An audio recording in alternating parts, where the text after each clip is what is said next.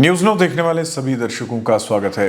Smart city project के तहत जम्मू और श्रीनगर शहर में ई बसेस का चलाने का फैसला एक बड़ा फैसला, और इसी सिलसिले में कोशिश ये की जा रही थी कि ई बसेस की जो डिलीवरी है वो वक्त पे मिल जाए। मैं आपको इस फैसले के बारे में बता दूं तो ये एक एग्रीमेंट जो है वो टाटा मोटर्स के साथ हुआ था, जिसमें 200 बसेस की डिलीवरी, मेंटेनेंस, सप्लाई और ऑपरेशंस 12 साल तक जो है वो टाटा मोटर्स ही करेगा। लेकिन एक वक्त मुकर्रर किया गया था कि 1 नवंबर से पहले इन बसेस को जो है वो जम्मू और श्रीनगर शहर में जो है वो डिलीवर करना होगा, ताकि दिवाली से पहले जो है वो इन बसेस की ऑपरेशंस जो है वो शुरू हो जाए। आपको मैं बता दूं कि एक तरफ दिवाली आ रही है और हमेशा दिवाली के मौके पर ही पोल्यूशन की बात जो है वो की जाती है, और दिल्ली में हमने देखा कि 10 नवंबर तक स्कूल भी जो है वो बंद कर दिए गए, और उसमें वजह ये रही कि दिल्ली की हवा जो है वो जहरीली हो चुकी है।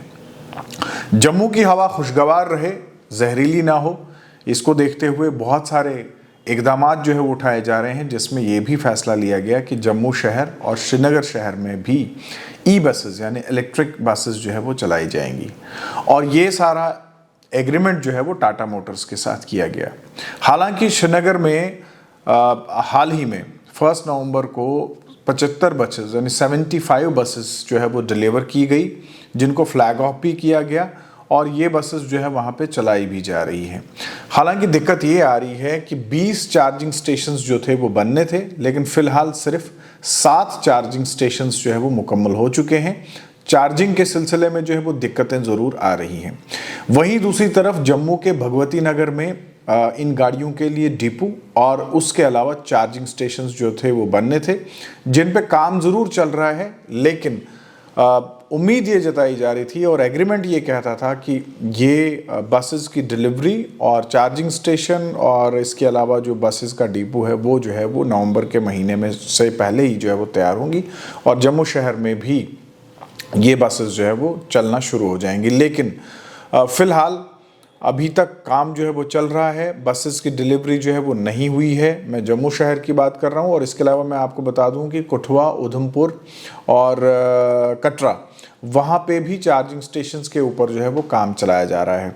बसेस को चलाना तो आसान है, लेकिन दिक्कत ये है कि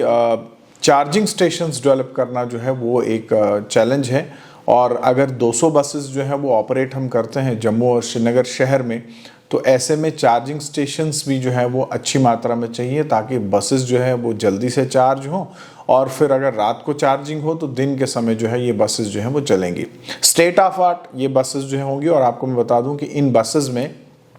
real time tracking, real time passenger information, panic button, location, CCTV, और इसके अलावा अगर देखेंगे तो हम स्टॉप रिक्वेस्ट बटन्स हैं, ऑनलाइन टिकटिंग सिस्टम होगा, सिक्योरिटी रिलेटेड बहुत सारे फीचर्स होंगे, और साथ ही साथ आपके मोबाइल फ़ोन पर ऐप होगा, जिसके ज़रिए जो है आप देख सकते हैं कि कौन सी बस कौन से रूट पे चलती है। और इसके अलावा अगर आपको बस की टिकट भी बुक करनी होगी वो भी आपके पास ऑप्शंस होंगे। QR स्कैनर के ऑप्शंस भी होंगे, यानी अगर आप कैश कैरी नहीं करते हैं तो आप QR स्कैनर को स्कैन करके जो है वो अपनी पेमेंट जो है वो कर सकते हैं। तो जम्मू और